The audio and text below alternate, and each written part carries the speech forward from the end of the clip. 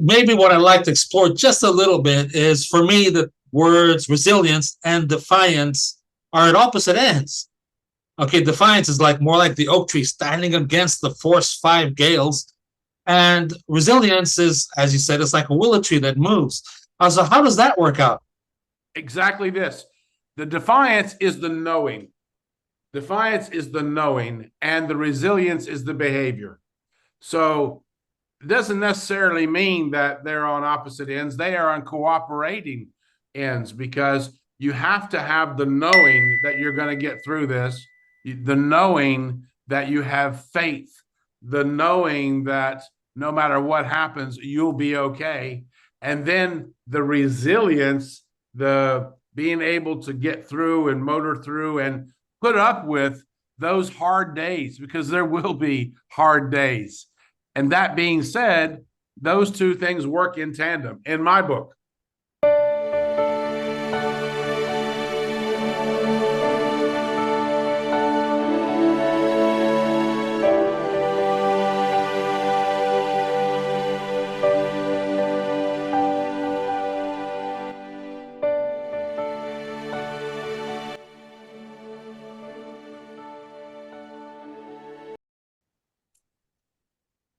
Welcome and good day. Today we have a special treat for you. It's season 14 of the Leader's Edge, episode 6. Today's topic is adversity mastery. And we've gone to literally the other side of the world. And fortunately, Coach MJ Tolan has accepted an invitation to join us tonight to talk about the seemingly impossible task based on his I'm Possible philosophy. Coach MJ is a speaker and faculty member of the World Class Institute with Potential Group, and he has coached and impacted over 7,000 businesses and business owners in virtual and live events throughout the GCC and MENA region, which is pretty much Northwestern Africa all the way to the Middle East. I'd like to invite Coach MJ Tolan to talk more about what he brings to our show tonight. Coach MJ? Well, first of all, thank you, Paul. It's a pleasure to be here, and hello to everyone listening and to all my friends in the Philippines. I'm very grateful to have been invited back. And if you're asking me to talk about adversity, to talk about the power of resilience, to talk about the importance of being able to bounce back, that's a simple, easy topic. In fact, anybody can do it. The problem is sometimes we just don't think we can. So it's more of a mindset thing, and it's a belief thing. And I'm happy to talk about some experiences in this episode with you, particularly on a recent encounter I had with our friend, Dr. Adversity, because Dr. Adversity comes to us with lessons, right? We don't necessarily want a typhoon to come at us with a signal 5 wind. We don't want that. But sometimes it'll teach us, hey, maybe we should have repaired the roof. So I think today I'll just kind of give your listeners and anyone watching the show on your YouTube channel a glimpse of something I've recently gone through. And it's really just kind of a health thing. So I had a situation where my doctors told me that I was being diagnosed with cancer. I went, gosh, I don't really feel like cancer. I mean, it's no, you've got it. And you've got a really strong case. And so we're going to have to put you on chemo and radiation. But, we just don't know if your age, you're going to be able to handle it. I said, what are you talking? I went through that whole thing. And when I went through it, I decided, and this is what I want to share. By the way, I'm fine. So let's make sure we cut to the chase. I'm fine. Thank God. I'm healed through Jesus Christ, and I'm very blessed. But at the time, I decided that I was not going to be a patient nor a victim. So they invited me to come to what they call health groups and HELP, help groups and support groups. And I said, no, I don't want to do that. So what I did is when I went to the hospital, Paul, and I go to my chemo treatments, I would dress like a warrior, meaning that I walked in full costume, dressed like a samurai warrior. Another week, I was dressed like Knights of the Templar. Another week, I was dressed like you've seen the movie with Russell Crowe, The Gladiator. Yes. I look Yes. just like Yes. Absolutely. I look just like a gladiator, but nothing like Russell Crowe. And so I was wearing costumes every week, and the nurses and the doctors, they're all going, "Oh my God, who is this crazy person coming in the hospital, coming over to chemo and doing all this?" By the third time, they were lined up. They couldn't wait to see what I was wearing, and the patients and their families were all laughing, and I realized that I wasn't just inspiring myself, and I wasn't just beating this catastrophic news, which required massive resistance and resilience and courage, and also required defiance. And that's the word I'd like to kind of share in this episode. Is one of my secret words is defiance, the refusal to accept what other people believe is your inevitable outcome. And it certainly was not going to be mine. And so as I went through this journey and as I wore all these costumes, and I had a ball, and I can't say that it was all, roses and, cotton candy and all this. No, there was some hills and troughs, but I probably did better than most because attitudinally I had made a decision. And I think that, whatever people are going through today, whether they've just lost a job, they've just lost a romantic partner, maybe somebody in their family has passed away, we go through things in life. That's what life is. And there's no possibility to go through life without having some headwinds come your way. And I believe that the better prepared we are emotionally to know that, hey, life is going to happen and we have a choice. We can be an oak tree on a beach in Boracay when the typhoon comes, and we'll snap under the pressure, or we can be a willow tree and bend and be flexible and move through it and get through it and adapt and have that staying power and resilience. So that's my takeaway on what your question was. I hope that I've answered that a little bit. Well, maybe what I'd like to explore just a little bit is, for me, the words resilience and defiance are at opposite ends. Okay, defiance is more like the oak tree standing against the force 5 gales. And resilience is, as you said, it's like a willow tree that moves. So how does that work out? Exactly this. The defiance is the knowing. Defiance is the knowing, and the resilience is the behavior. So it doesn't necessarily mean that they're on opposite ends. They are on cooperating ends, because you have to have the knowing that you're going to get through this, the knowing that you have faith, the knowing that no matter what happens, you'll be okay. And then the resilience, the being able to get through and motor through and put up with those hard days, because there will be hard days. And that being said, those two things work in tandem in my book. Well, actually, I really like what you said, when you have the knowledge that you'll maybe make it through or push through. There's been a lot of talk about, toxic positivity, if you want to say.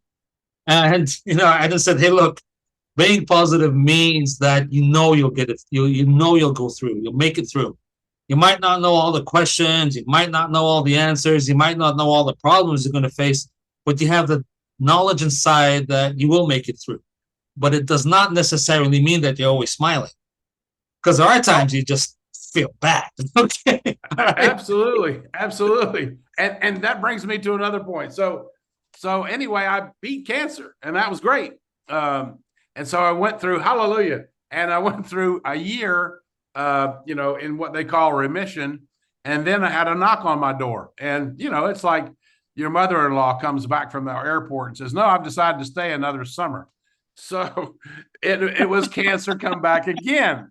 And I said, well, gosh, you're not invited. You're not paying rent. Let me get my lawyers onto you and get you evicted. So we worked out a plan with the doctors. And sure enough, it was going to require what I did not want, which is surgery, because I just didn't want to see all those people see me naked while I was asleep. So I went through the surgery and it was successful, by God. And then they had a treatment program for me. And so probably for about the last 4 months till today. In fact, I just recently escaped from the hospital 8 days ago. Hallelujah. So that's okay. They're not looking for me. They couldn't wait for me to leave. So they couldn't get any work done. So here I am after 4 months of going through that. And let me tell you what I did this time. Remember last time I told you I wore costumes, right? Right. I told you I wore the warrior costumes to chemo. To radiation, I wore a superhero capes, a different color every day, because radiation's every day. I mean, you don't get a day. So I wore a different color superhero cape every day. And then I wore spa slippers. And I would walk into radiation. I would say, ladies, I'm here for my pedicure. And the whole audience inside, all the patients and all of their families would just crack up. And I just saw that as my job, just helping people laugh through this whole process. And yeah, of course, it's serious. And of course, I'm sorry, some people don't make it. But gosh, I was determined I'm going to be one of those that does. And so in my second bout, the last 4 months, guess how I went through that one? Any idea what I might have done? Of course not. I wasn't prepared what I was going to do. So I went to classes to learn how to do. Have you ever seen stand-up comedy, Paul? Yes, absolutely. Okay. Of course. So I did not know that the stand-up, honestly, I just didn't know this. I thought they were just funny people. But apparently the greatest ones are terrific writers, and they write their comedy bits out, and then they chop them and they write them again, and they chop them and they write them again, and they chop them and they perfect them, they rehearse them, and then they perform them. I said, I'm going to do that. So I went and I was doing stand-up comedy open mics while I had this intrusive bag that the doctors had given me during my treatment. And I'll tell you something, that was a cumbersome situation, but I just decided that I'm going to laugh. I'm going to laugh, because laughter, good humor are all releasing endorphins and healing mechanisms to your body and signals to your brain that you're going to get out of this storm. And so that's what I did. That's how I was able to go through my last bit with this. And again, I adopted this Mission I'm Possible mantra 20 years ago when I was doing stories about other people who overcame incredible adversity. People I can't even describe. I mean, one of them I'll talk about just quickly on the show. There's so many to mention. One of them is Jessica Cox. Jessica Cox is an American Filipino woman who was born without arms.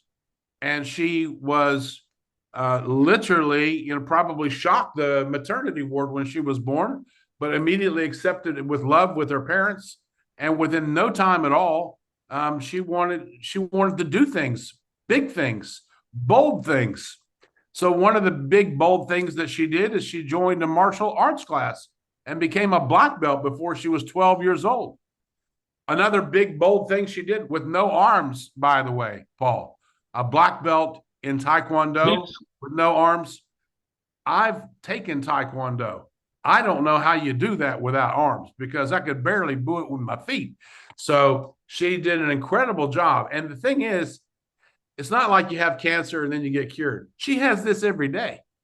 She's got to get out of bed every day with no arms and tie her shoes. How does she do that? What kind of mindset would you be required to have? For me, she's a living hero. And then she went on to learn how to drive a car. I remember one time when I interviewed her, she talked about how a policeman had pulled her over. And then when the policeman walked up to the window and looked into the car, he was wondering who was driving because it couldn't have been her because she had no arms. Well, she does everything with her feet, right? So then she told her dad, says, well, Dad, you know, now that I've driven a car, I think I want to learn how to fly a plane. Coming along? And so today she's a pilot. She's the first and only armless pilot in the world. You talk about somebody who's overcome adversity and overcomes adversity every single day. So you know what, Paul, there's so many great examples. My little story is nothing compared to something that people go through on a daily basis. And I tout it because it's such a great topic, because everybody has to get through life. And just like everybody, you know, if somebody tells you, hey, I'm going to have a meeting in Manila on Wednesday at 10 o'clock, and you say, well, what part of town is that? Well, that's going to be in Quezon City. Well, no. I'm near the airport. That would take me 3 hours by the traffic, right? So there's another kind of adversity there too.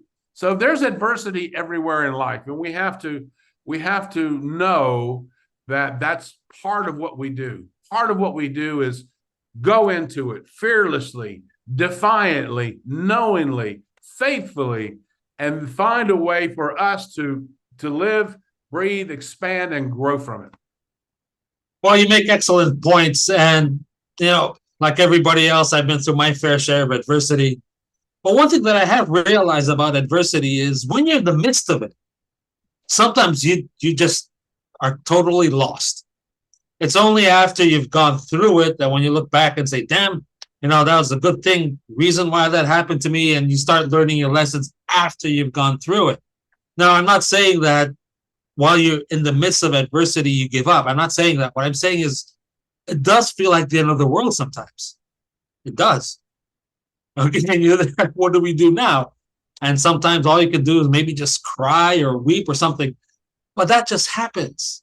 Okay, understanding that that's part of maybe the cycle, if you want to say, it's part of coming through it. Because when you look at our lives, if you were to put it on a graph, it'll probably come out looking like a wave. Ups and downs, ups and downs. Generally speaking, it's all facing upwards, getting better, if you want to say. But when you look at that graph, the key point there is that before you go to another height, you have to go down first. It's not just up, up, up. You know, before you go to a newer level, you have to crash first. And part of dealing with adversity is understanding that, yes, it does feel like the end of the world while you're there, but just have the confidence that at the end, it's for the best. And that is very, very challenging. Absolutely. Because admittedly, some of us maybe don't have that positive outlook to just try to turn things around on the spot. They don't. And when I talk to people like that, I say, hey, look, I can assure you 10 years from now, when you look back, you'll look back gratefully to that time in your life. You will. That's all I can promise. Because each of us deals with adversity in its own way. Okay, admittedly, some of us tend to get a little stuck too long in the adversity, in the how would you say, in the trough, if you want to say, they get stuck there. And that's where people like you, like me, like Dino, like other groups, they kind of remind them, hey, you know, you got to get moving here, all right? But in your case, I mean, so some of them literally had to do with your life. Okay, in my case, it was my wife. All right, she got an illness where for a moment I literally thought she was dying in front of me. And when that happened, I was with her for more than 25 years already. Okay, and to your point about laughter, the good thing about all of that is after she got through the illness, now we laugh a lot more.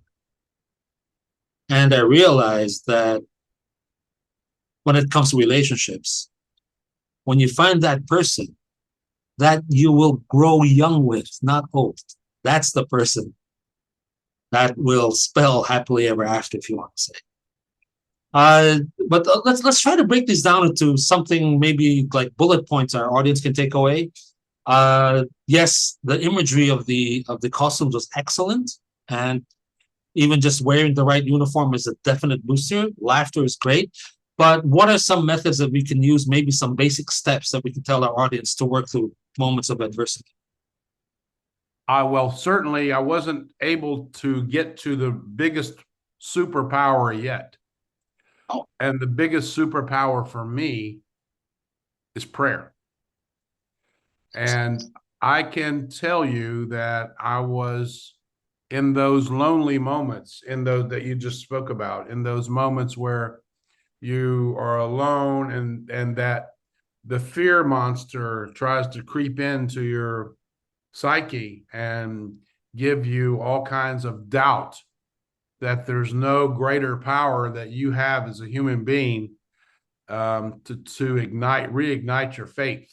And so for me, unashamedly and so gratefully, I turned to faith, and I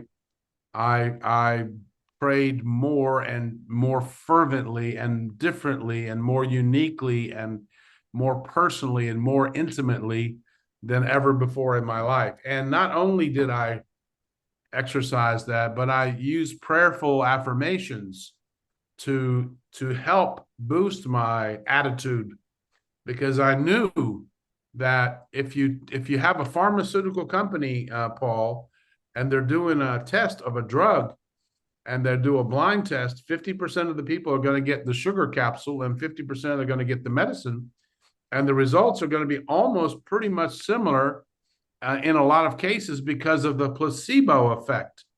So if you haven't figured out by now that in our lives, the way that we're structured, our minds have a great deal to do with the outcomes that will happen in our life, can raise your vibration and give you a higher connection to what it is you are aiming to do. And so for me, if you want a punch list, there's three things: pray, pray, pray. excellent. I have an unusual relationship with prayer. I mean, I'm Roman Catholic. I was educated in a Roman Catholic school. I did the whole thing. But admittedly, I wasn't very prayerful, if you want to say. Okay. When my wife was in the hospital, I was praying and everything. When she came out, I again lost the habit. But one thing I've realized about prayer is just start. Just start. You don't need any event, just start. And it's one of those things that the mindset about understanding what prayer is happens through repetition. It doesn't happen at the beginning. You know what I mean? I've got this great mindset. I'm going to pray. No, no, no. Just repeat over and over again. And after you've done it so many times, you begin to actually realize the value and power of prayer. Okay, so in that case, it's more of the action, the repeated prayers, if you want to say, that created the mindset. And oftentimes, even, yes, I understand the importance of mindset, but oftentimes it's the action that actually creates the correct mindset. Take, for example, when you go to the gym. Oh, I got to lose weight. Okay. So you could be like the super enthusiastic guys who come in, with a complete matching Nike setup. They've got all their gear all set to go, and they're enthusiastic for the first month. And then you have the other dude who walks in, he's a little sheepish, walks in not in the best dressed kind of clothes.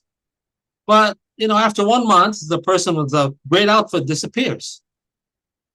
But the guy who walked in sheepishly with a not so great outfit, he's still there because he just continued. His mindset was an outcome of his action. Okay, so for me, I understand mindset and I really understand its value. But at the end, you need both. You can have all the mindset you want, but there's no action. Good luck. Right? So if me personally, sometimes if I had to just choose one, just get started. I'm sure you've heard that wonderful speech of the admiral who was talking about make your bed in the morning. Admiral I mean McRaven. I mean, I don't think anybody will have the mindset, at least if you don't make your bed. Oh, I'm going to make my bed this morning. That's not their mindset, but just do it. Okay? And then through the repetition of doing it, you begin to understand the value. And that's when the mindset really hangs on. What I learned, where I learned this mostly was when I work with companies, when they want to change their culture, if you want to say. Okay. I said, you have to focus on repeated actions to get the culture to change. Because if I were to ask you a simple question, do you think your behavior changes because your boss's behavior changes or because the behavior of the people around you changes? Which one? What do you think? Oh, I don't know. What do they say? Well, for me, it's the people around you. Okay. In my experience, our boss would do certain things, but nobody would follow her. Okay. So everybody didn't do it except her. Okay. That was it. All right.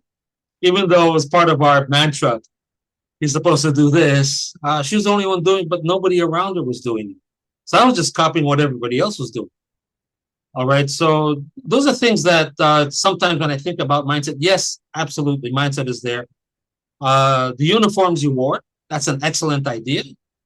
I remember there was a story of a teacher. He was teaching English in China in the late 80s. I forgot his name, but part of his approach was exactly that.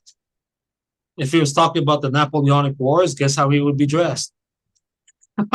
If he was talking about the gladiators, guess how he would be dressed? That's the way he'd walk into class, and that definitely has an impact. But for me, it's both. Okay, you need the mindset, and you actually need the action as well, and I think that's it's where it becomes a personal. struggle. I think Yes, it's personal. It's my solution was for me. It's a personal thing. right. I don't think that this is a recipe for anybody else, except the only recipe I can say is that, sometimes adversity is afraid of courage and comedy. So if you can find a way to laugh at it, you can find a way to push through it. And keep in mind, I mean, my Mission Impossible programs, I was doing them for 20 years before the virtual world. I was doing seminars in Singapore. I've been in Manila. I've done them in different countries all over the world. And, this is what I was doing. In fact, I was doing a Mission Impossible program right next to where Tom Cruise was filming in Dubai. And I called him out to the press. I said, okay, he's over there doing Mission Impossible. We're all here, had over 150 people. We're doing a Mission Impossible. And I said, I'm going to play him a good old game of Zig Ziglar darts. They said, what's that? I said, we're going to invite Tom over. I'm going to bet him, we're going to put up 1 million euros, can be donated to a charity of his choice. I'm good for it. Let's bring him over here. All I want to do is blindfold him and turn him around 3-4 times, and then we start the competition. And all the girls going, "Oh, poor Tom! How could he hit the target that he cannot see?" And I said, "You've just completed my seminar. How could we in life ever go after something that we haven't defined? How could any of us ever hit a target that we cannot see?" So this is why I've done this, and this is the whole thing about Mission Impossible. So I was doing stories about other people. And Paul, I never expected to be a story, So if you look at the first, 15, 20, 30 episodes of the Mission Impossible show on YouTube, on my YouTube channel, you'll see that I interviewed people who went through incredible adversity. And I'm on the other side going, oh boy, thank God that's not me. I was just on the other side of adversity, right? But sometimes adversity go, wait a minute. Did you sign up for come here? And then you get a chance to get in the game, And that's one of the things I'm doing. I'm on my way to the Philippines I'll be there in October, and I'm coming over. I'll be doing one of my charity events in a children's cancer center in a hospital there on the 15th of October. Nice. I'm very much looking forward to that. I'll be dressed as Santa Claus. You haven't seen my girth here, but I've got just enough qualifications to kind of come off as Santa Claus. And I've done Santa Claus already twice in the last 2 years. I've been a virtual Santa Claus to our Filipino events that we've had, because my wife and I, we started a charity 23 years ago. And so far, we've empowered 16,000 kids. And that's what we do. We do fun days for kids that matter, who are underprivileged. And we did that because we were childless for 8 years, and we were going to adopt. And then boom, we got blessed with twins. We had no idea they were going to be so feisty that they are today at 23 years old. But I'm happy to come out to the Philippines and start my tour, my Asian tour, with this charity event. and I'll be launching a book while I'm there also at a red carpet event at the Conrad on the 17th, 18th, and 19th of October.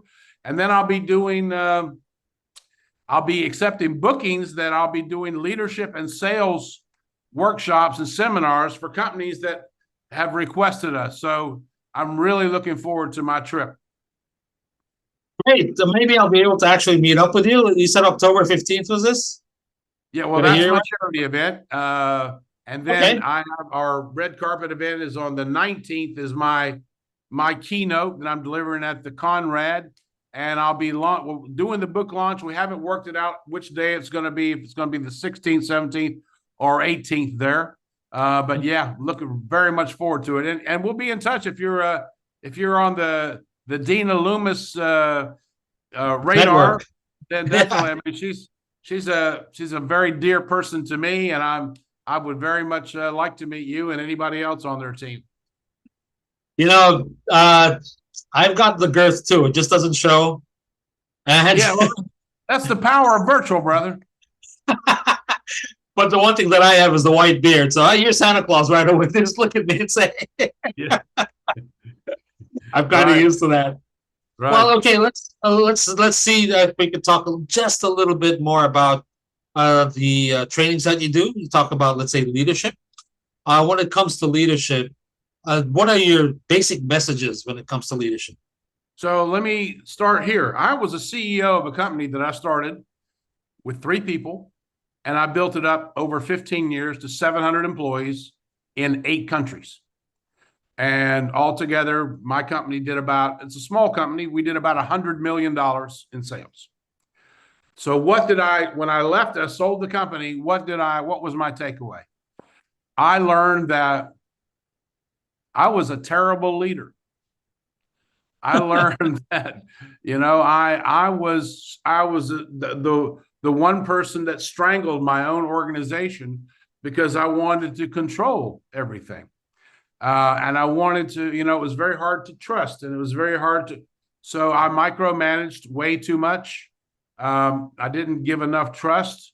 I could have been more respectful to my employees. I sometimes felt like the whole weight of the world is on my shoulders. So when I was able to step back, and then I got into learning and development and as I founded the World Class Institute in Dubai, and now today, have firepower talent with just some incredibly gifted people. We have neuroscientists, we have former 3-star general on our board of advisors, so many different people.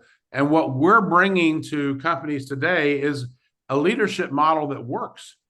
And for me, what leadership really means is when the person who is the leader realizes that they have a privilege to serve others, to help others and enable them to grow, to help serve and enable others to grow and build themselves with your organization. That's when you're closer to the mark. Leaders are not concerned about authority. They're not concerned. Real leaders are not concerned about authority. Real leaders are not concerned about, let me show you my brand new shiny watch, my brand new shiny business card. Let me show you how my beautiful estate looks. That's not going to impress John, who's supporting his wife with 2 kids at home, who works for him. So what really matters is leaders who care, show that they care, show that they listen, are truly invested in the people that they serve. And the word is service. And it's not something that I've invented. It's something that's been around for generations. And so unfortunately, it hasn't really been in the mindset of companies, because just like me, I started the company, and I have to do this, and I know, and I do this. So I controlled, but I was a stranglehold. My company probably, instead of doing 100 million, probably could have done 1 billion, but I didn't have the right mentors. I didn't have the right mindset. I didn't have the right leadership model in place. And it's a leadership model, whether it's using things like John Maxwell or the Leadership Challenge, which is one even better, or even the best one, which is in my book, Executive Powers. Oh, there's a plug. So, and why did I write that? I wrote it because, and you'll see in the first, if you ever look at the book, you'll see in the first paragraph, it says, I would like to apologize to everyone who's ever worked with me because I am now a reformed leader.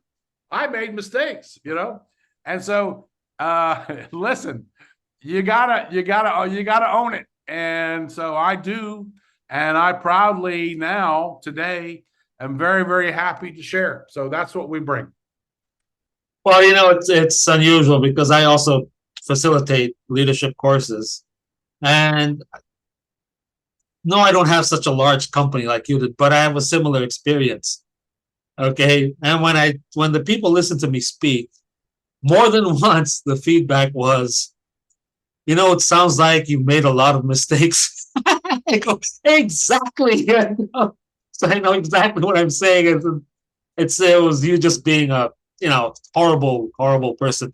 But the chances are, actually, the difficulty is when you look at the way businesses are measured, it's still money, straight out. They don't measure empathy or they don't measure service. While there is a direct correlation between maybe your capacity to lead, what's measured is money, not leadership. Okay, it might sound a little unusual, but so far that's the model we still have. Okay, when you talk about servant, especially servant leadership, if you look at the concept of servant leadership, it means that you can actually develop a leader, not just a leader who can develop more leaders, not just develop a leader. And then I thought about it and I said, in that case, that means your performance should be measured after you leave, not while you're there. Okay, that's the true sign that you've done a good job. All right, but if you look at the models of the past 80s, 90s, they're all about how one person was able to maybe increase the value of the stock by so much. Okay, but when he left, the company falls apart. I said, what? Okay, how did that happen? All right, so we still have, for me, we're still stuck in that difficulty that when it's still measured, it's still money. Okay, that's something I struggle a lot with. Not really struggle, but I see a lot of people struggling with as they move up the ranks. That the higher up you go, you begin to realize that it's money that they're chasing. I'm not saying that you shouldn't. What I'm saying is, it's easy to get lost in the I'll just be the manager, not the leader kind of deal. Okay, because at least I can show that I got the money. But with your models and with the course we facilitate, we're helping open people's eyes, maybe, if you want to say, hey, yes. And this is believe it or not, it's in the United States Marine Corps Handbook. I just couldn't find the page. I saw a picture of it in LinkedIn. But in the handbook, it says, okay, we've got the process and the equipment, but all of that is operated by people. And you have to keep that in mind. Okay. It was very interesting. I just couldn't find the page. But those are some of the struggles, I think, when it comes to leadership, what we deal with. Okay. When it comes to higher positions, somebody told me, it's lonely when you get to the top. And I retorted, it's not lonely because you've lost your friend. It's lonely because you have to make decisions that are far apart from your personal values. And that's a problem. Okay. Well, not only that, but in my case, I had nobody to confide in, right? Right. Because the people around me all worked for me. They might have been my friends at one point, but as the company grew and scaled, I had to, make decisions without them, and then I'd find myself in a lonely room. And I advise any leader to get a mentor, to get a coach. This is a new thing. We didn't have this 20 years ago. And so today it's very possible for anyone who's in a business, whether they're doing a startup, whether they're just received the baton in a family business, wherever their position is, to seek out a coach that resonates with them and their style and their goals, their aspirations, and just try that out and see how that might elevate their perspective, because you don't have to be alone. You don't have to be. And by the way, they say that leaders are born. I haven't seen any maternity ward. I saw boys and I saw girls, but there's none of them that said leaders. So leaders can be developed, and great leaders develop new leaders all the time. Absolutely. But I have a counterpoint to leaders are born, because I personally think they are, simply because leadership is a decision. You have to decide to become a leader. And learning part, that's there. But what made you decide to become a leader? That's innate. Why did you choose it? Because leadership for me can be very thankless. You put in all this effort, you give a lot of stuff, you give a lot of yourself. Okay. And realistically, come on, you're not supposed to expect anything back. Okay. Just give. And that position is actually quite difficult in itself. So for me, yes, all of us have the potential to be a leader, and we have to learn to be a leader. But the question in my mind is still, why did you decide to become a leader? What made you what prompted you to do that? And I'm not saying that you just got promoted, so now you're a leader. I'm sure you know CEOs who are not leaders. Okay. And they still have to decide to become a leader. And it's that decision that makes me think that maybe leadership, there's an innate part to it. Well, call it something else then. Why don't we call it self-regulation? Start there.